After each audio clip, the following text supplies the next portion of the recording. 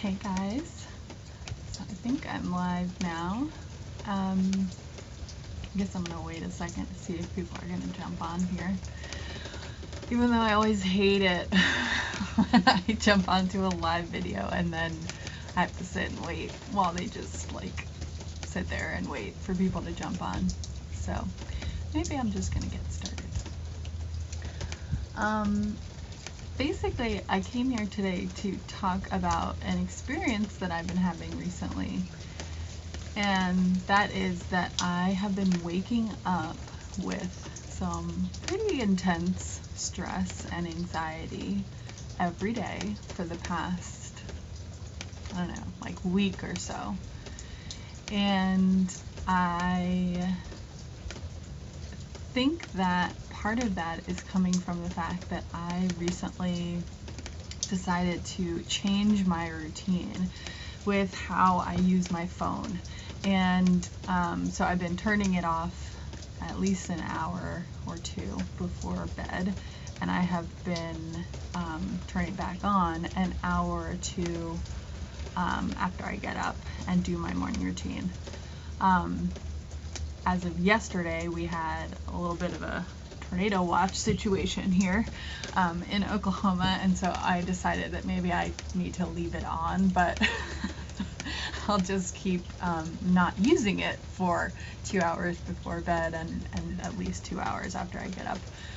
So, but anyways, I have found that I think part of the anxiety that I've been having when I first wake up is connected to me not being on my phone for a while before I go to sleep and after I first wake up.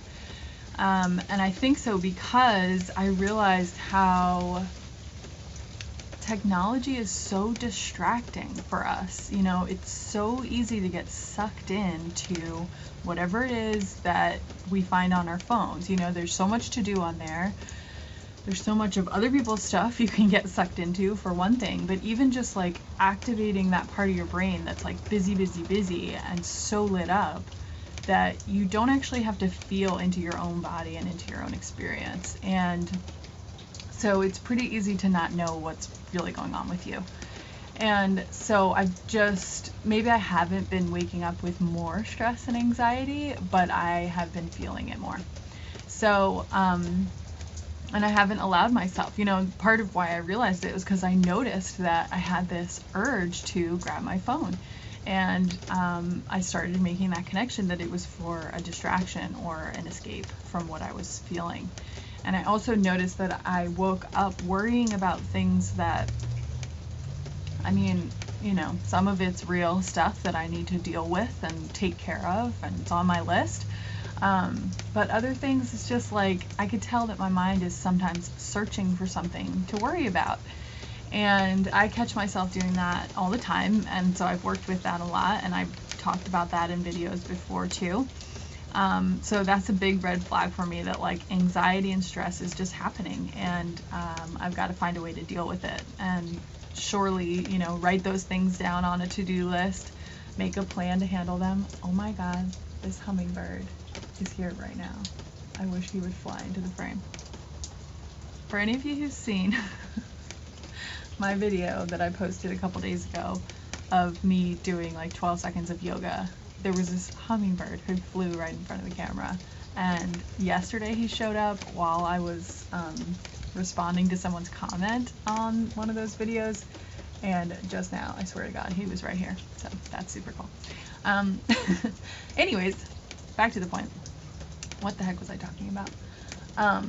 Yes, so putting things on a to-do list, making a plan for things is really useful. You know, it's not that I'm worrying about things that aren't real, but we don't have to stress over stuff. We don't have to have anxiety over our to-do list, okay? So what I have been doing to help myself deal with this, first of all, I recommend that you do what I've been doing and taking a break from technology for a while before you go to bed and when you first wake up.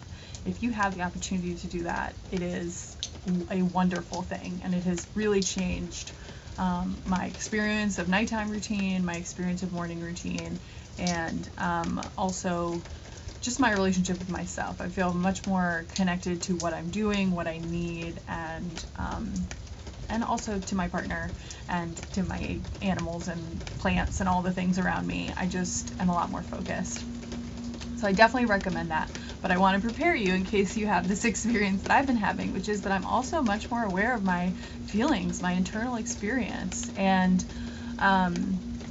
I want you to be prepared for how to deal with that too in case it happens to you.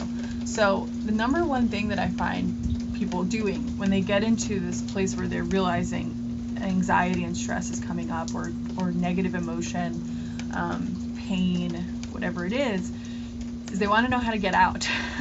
and like we either want an escape like the phone, or we want to go have a drink or eat some food that we're probably not supposed to have so much of, or watch TV, do something to get our minds off of it.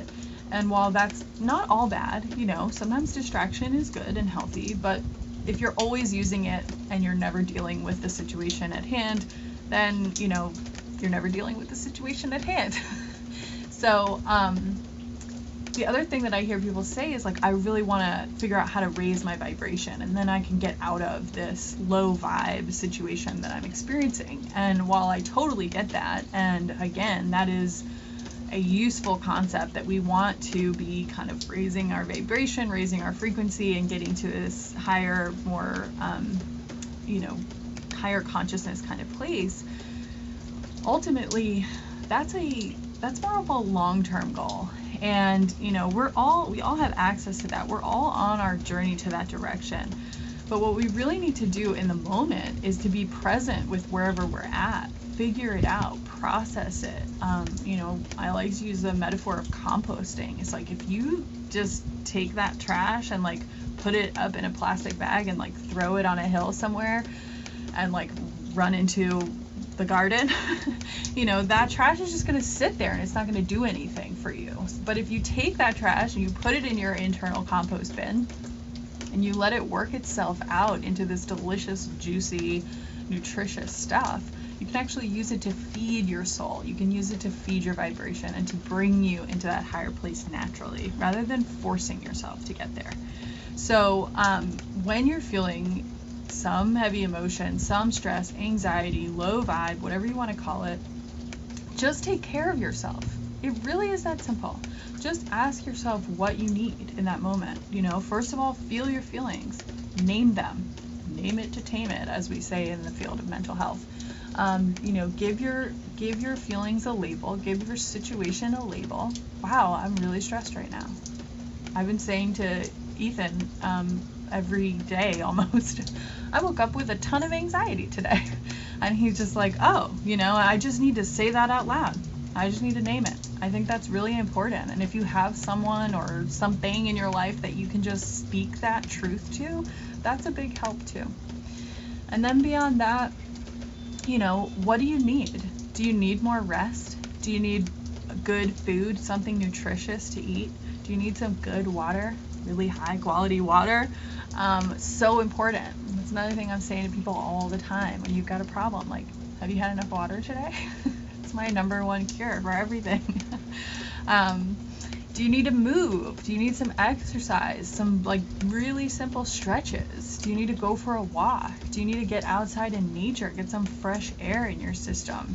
Oxygen is so important, and it is around us everywhere all the time, but setting an intentional act to go and get some oxygen in your body, to really breathe it in, and maybe even do some basic breathing exercises, can make a world of difference than to just take for granted the fact that, like, yeah, there's oxygen everywhere. And maybe you just need a hug, It doesn't have to be extravagant to take care of yourself. Self-care doesn't have to be a big deal. You don't have to set a date with yourself. Even though those things are fun and important to do, you can really do a lot by just taking some time to be present in the moment and acknowledge where you're at. And, instead of asking to be moved into a higher vibe or to be moved into a joyful state, ask to be made more comfortable with where you are, and to figure out what you need in order to transmute that into the next step. because it will pass. Whatever it is will go on its way. And the more present you can become with yourself and take better care of yourself, the more quickly it will happen. But again, like, you don't want that to be the goal. We're not trying to rush out of the negative space. We want to really move through it instead of away from it. So for me, I have been, doing some more meditation, spending a lot more time outdoors. The first thing I do every morning is I come outside and I talk to my plants and I talk to the animals and the trees and whatever else is out here, and just spend some time out here checking it out, seeing what this morning is like. Today it's really rainy. We've had some huge thunderstorms overnight, and this is like one of my favorite kind of situations for nature, so I'm loving it. I've also been cleaning more and journaling more and being more mindful when I eat my breakfast in the mornings and every meal, as much as I can.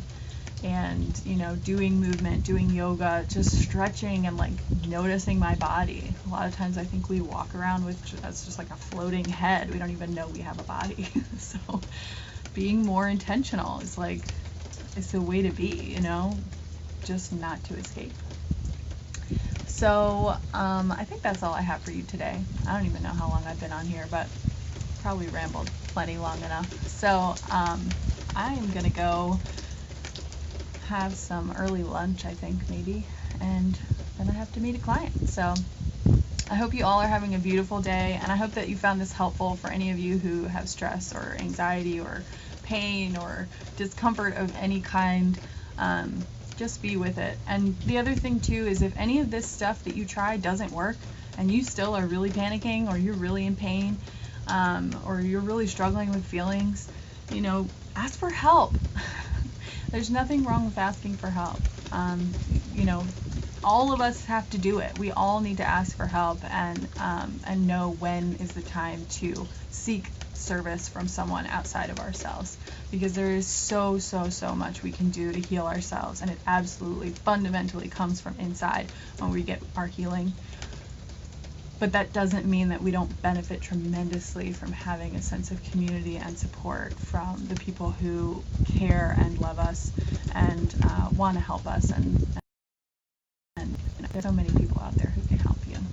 So, and I'm one of them. So feel free to reach out to me anytime if any of this doesn't make sense, or you have questions, or there's anything in particular you want me to talk about. I'm here for you. So.